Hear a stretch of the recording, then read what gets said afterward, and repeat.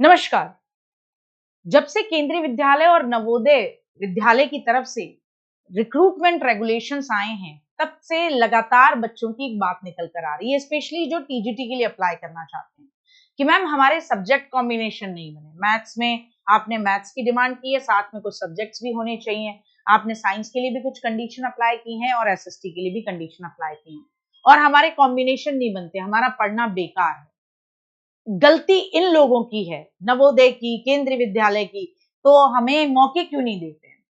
अब जब ये बात चली तो मेरे मन में आया कि एक बार आप लोगों से डिस्कशन कर लूं कि वास्तव में गलती किसकी है, क्योंकि पता तो होना चाहिए। क्योंकि बच्चे का जब फ्रस्ट्रेशन होती है 7 साल की तैयारी की या पढ़ाई की, और उसको लगता है ये 7 साल की मैं अपनी ग्रेजुएशन, बीएड करने और पोस्ट ग्रेजुएशन करने के बाद भी किसी पोस्ट के लिए एलिजिबल नहीं हो अप्लाई करने के लिए, तो उसकी फ्रस्ट्रेशन कहीं कहीं ना तो निकलेगी, और वो कहीं ना कहीं तो किसी न किसी को गलत ठहराना चाहता है ताकि खुद को एक तसल्ली मिल जाए।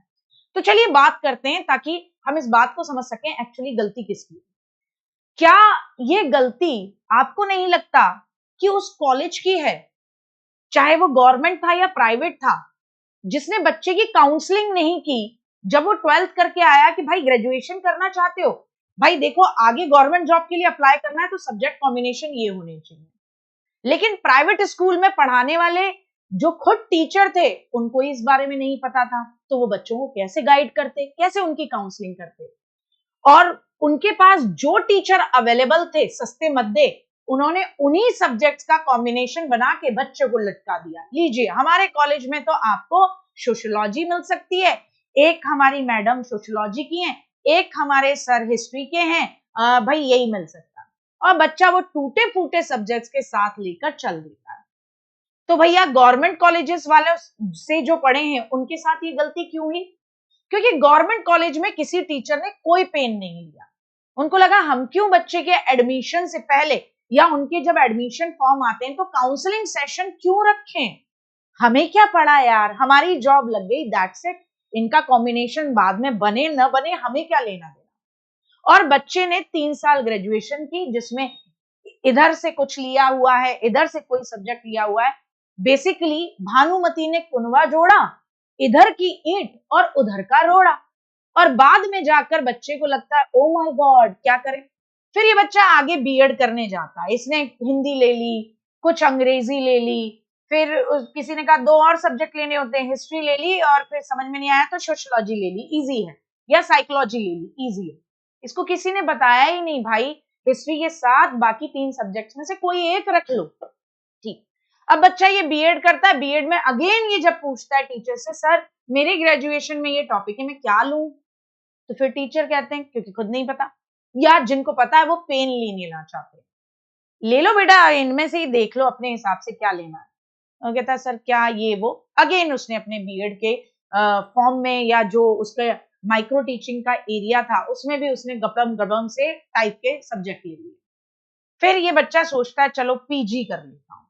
अब पीजी क्यों करनी है उसको खुद नहीं पता। कई बार कभी किसी ने कहा यार मास्टर्स कर लो, क्यों कर लो, मास्टर्स कर लो लड़कियों के लिए, अरे अच्छा लगता है बताने में कि लड़की एमए इंग्लिश है, एक प्रेशर बनता है, एमए इंग्लिश है लड़का, एक प्रेशर बनता है। ये भैया इसे सत्य माने या न माने लेकिन सच्चाई यही है। तो बच्चे ने अपनी मास्टर्स कर ली, ऐसे ही कर ली, सब्जेक्ट कॉम्बिनेशन ग्रेजुएशन में क्या था, बाढ़ में गया। अब ये 7 साल की पढ़ाई, 3 साल ग्रेजुएशन, 2 साल आपका बीएड और 2 साल की मास्टर्स, इस 7 साल में कोई तारतम्य नहीं है, कोई कहीं संयोजन नहीं है, कोई कोऑर्डिनेशन नहीं है। अब इसको लगता है मेरे पास मास्टर्स भी है, मेरे पास ग्रेजुएशन भी है, मेरे पास बीएड भी है, और निकलते हैं फिर केंद्रीय विद्यालय और नवोदय की वैकेंसी। अब जब इसको पता पड़ता है मेरे पास सब कुछ करा हुआ है, मैं पढ़ा हूं, लेकिन मेरे पढ़े हुए से मैं सरकारी नौकरी के एग्जाम के लिए बैठने के लिए, फॉर्म भरने के लिए एलिजिबल नहीं हूं, तो इस बच्चे को लगता है कि कोई ना कोई तो गुनहगार है। तो गुनहगार कौन है आप बताइए। जब आप केंद्रीय विद्यालय या नवोदय विद्यालय से पूछते हैं कि भाई ये सब्जेक्ट कॉम्बिनेशन आप ऐसा क्यों रखते हो, तो ये कहते हैं कोई ना कोई सब्जेक्ट कॉम्बिनेशन तो हम रखेंगे। हिस्ट्री को अगर कंपलसरी और ज्योग्राफी को कंपलसरी नहीं रखते तो पॉलिटी को कंपलसरी रखेंगे, तो पॉलिटी को जिसको कंपलसरी रखेंगे तो हिस्ट्री और ज्योग्राफी वाले भी यही बात कहेंगे। अगर हम मैथ्स को कंपलसरी रख के और ये कहते हैं कि आपके पास 3 साल में से 1 साल में कोई मैथ्स से जुड़े हुए ये कॉम्बिनेशंस होने चाहिए, तो भी बच्चे अगर जिनके पास नहीं होंगे वो भी इस बात पर परेशान होंगे। तो हमेशा इस बात को लेकर दिक्कत होगी। अब इस प्रॉब्लम का सॉल्यूशन आपको क्या लगता है? अगर एक्चुअली ढीकरा किसी पे फोड़ना ही है तो किस पे फोड़ना है? किसकी गलती है? कौन काउंसलिंग कर सकता था जिसने समय पर नहीं की? या कौन पता लगा सकता था खुद से जाकर जिसने नहीं पता लगाया?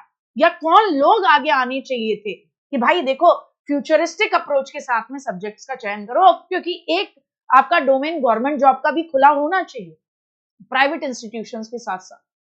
तो आप आज मुझे बताइए और ये वीडियो हर उस बच्चे तक पहुंचाइए जिसने 12th करी है और ग्रेजुएशन में सब्जेक्ट चुनना चाहता है, क्योंकि मुझे लगता है कि ये समय आ चुका है कि कॉलेजेस को, चाहे गवर्नमेंट हो चाहे प्राइवेट हो, इस बारे में वास्तव में पेन लेने की जरूरत है कि आप बच्चों की एक बार काउंसलिंग जरूर करें कि कौन से सब्जेक्ट चुनने से क्या फायदा होगा, और बच्चों को भी इतनी अवेयरनेस लाने की जरूरत है कि वो खुद से ये जानने की कोशिश करें कि मैं सब्जेक्ट इजी है, टिपिकल है, इस हिसाब से चुन रहा हूं, या मैं आगे चल के फ्यूचरिस्टिक अप्रोच के हिसाब से चुन रहा हूं।